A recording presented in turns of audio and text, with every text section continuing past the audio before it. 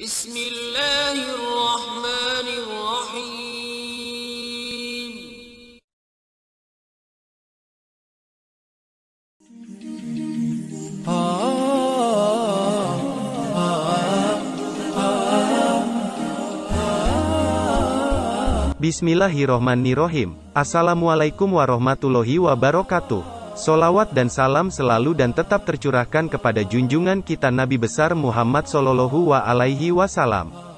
Harapan dan doa saya, semoga saudaraku semuanya selalu diberikan kesehatan, dilapangkan rezekinya, diampuni dosa-dosanya dan dipanjangkan umurnya. Amin, ya Rabbal Alamin. Sahabat beriman yang dirahmati Allah, tentu kita pasti sudah pernah mendengar kisah tentang ibu pemasak batu di zaman pemerintahan Khalifah Umar bin Khattab. Peristiwa itu terjadi ribuan tahun yang lalu. Tapi, siapa yang sangka, bahwa kisah itu benar-benar terjadi di era pandemi seperti sekarang ini. Peristiwa itu terjadi di Mombasa, Kenya. Peninah Bahati Kitsao, seorang janda dengan 8 anak, terpaksa merebus batu demi anak-anaknya yang kelaparan. Kitsao berharap anak-anaknya tertidur saat menunggu masakannya tersebut matang. Padahal batu yang direbus tersebut tidak akan bisa dimakan, namun Kitsao tak tega mengatakan kondisi yang sebenarnya terjadi. Keadaan Kitsao itu lalu diketahui oleh tetangganya yang bernama Priska Momanyi yang segera mengabarkan kondisi tersebut pada media.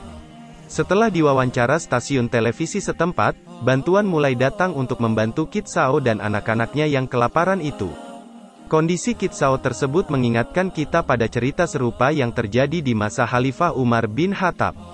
Saat itu sedang terjadi bencana kekeringan yang menyebabkan kaum muslimin menderita kelaparan parah.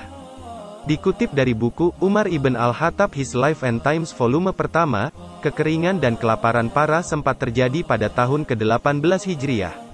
Tahun itu disebut Ar-Ramadah karena angin menerbangkan debu seperti abu atau Ar-Ramad. Banyak rakyat menderita karena ladang dan pohon-pohon mati kekeringan.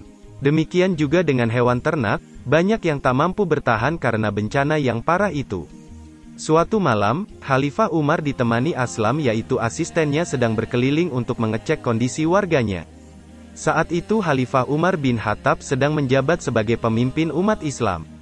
Di tengah jalan, mereka menjumpai sebuah tenda yang lusuh dengan suara anak-anak yang sedang menangis. Khalifah Umar dan Aslam menghampiri tenda tersebut.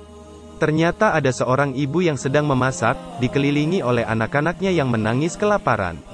Khalifah Umar memberi salam kepada ibu itu dan bertanya apa yang sedang terjadi. Ibu itu bercerita bahwa anak-anaknya menangis kelaparan karena mereka kehabisan bahan makanan. Khalifah Umar meminta izin ibu itu untuk melihat apa yang sedang dimasaknya. Alangkah terkejutnya Khalifah Umar mendapati isi kuali itu ternyata hanyalah air dan batu-batu. Ibu itu lalu menjelaskan bahwa ia hanya bisa memasak air dan batu, karena mereka sudah tidak mempunyai persediaan bahan makanan. Ia juga berharap anak-anaknya akan tertidur karena kelelahan menunggu makanan matang. Lalu ia berkata bahwa inilah kejahatan Khalifah Umar bin Khattab, yang pasti sedang duduk santai di rumahnya, sementara masih banyak rakyat miskin yang kelaparan. Ibu itu menganggap Khalifah Umar tidak mau melihat ke bawah. Tidak mau memeriksa apakah kebutuhan rakyatnya sudah terpenuhi atau belum. Lalu ia mengatakan biarlah Allah yang mengadili Khalifah Umar karena kelalaiannya mengurus rakyatnya yang kelaparan. Khalifah Umar pun gemetar mendengar perkataan ibu itu.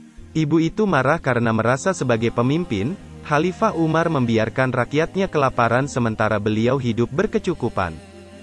Ibu itu tidak tahu bahwa yang ada di hadapannya adalah Khalifah Umar bin Khattab.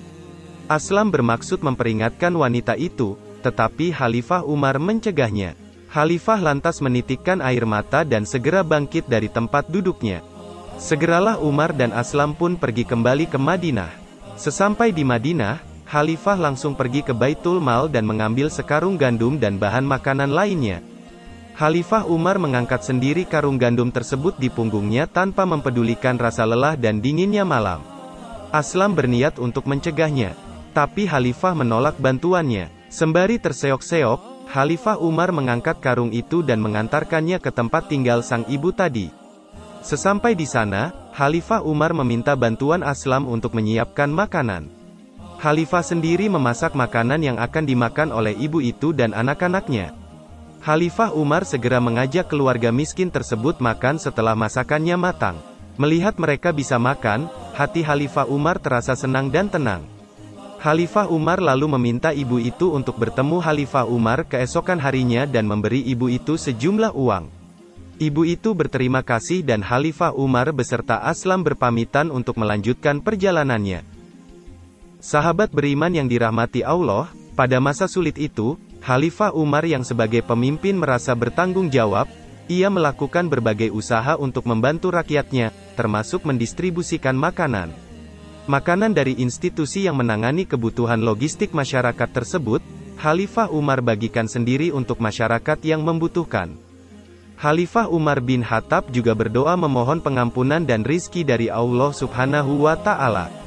Tak berapa lama kemudian, hujan pun kembali turun dan bencana kekeringan itu pun berakhir. Dari kisah di atas, ada banyak pelajaran dan hikmah yang bisa kita ambil. Salah satunya adalah sebagai seorang pemimpin yang harus bertanggung jawab dengan apa yang dipimpinnya. Rasulullah Shallallahu Alaihi Wasallam bersabda, "Setiap kamu adalah pemimpin dan setiap kamu akan ditanya tentang apa yang dipimpinnya." Imam Waliyu Amri yang memerintah manusia adalah pemimpin dan ia akan ditanya tentang rakyatnya. Hadis riwayat Bukhari dan Muslim. Artinya, pemimpin akan dimintai pertanggungjawaban ketika mereka lalai. Kelalaian ini bisa berupa gagalnya pemimpin menciptakan kesejahteraan, bahkan membiarkan orang-orang yang dalam kepemimpinannya mati kelaparan. Selain itu, kita yang sebagai seorang mukmin juga harus peka terhadap sekeliling, lebih-lebih pada saat pandemi seperti sekarang ini.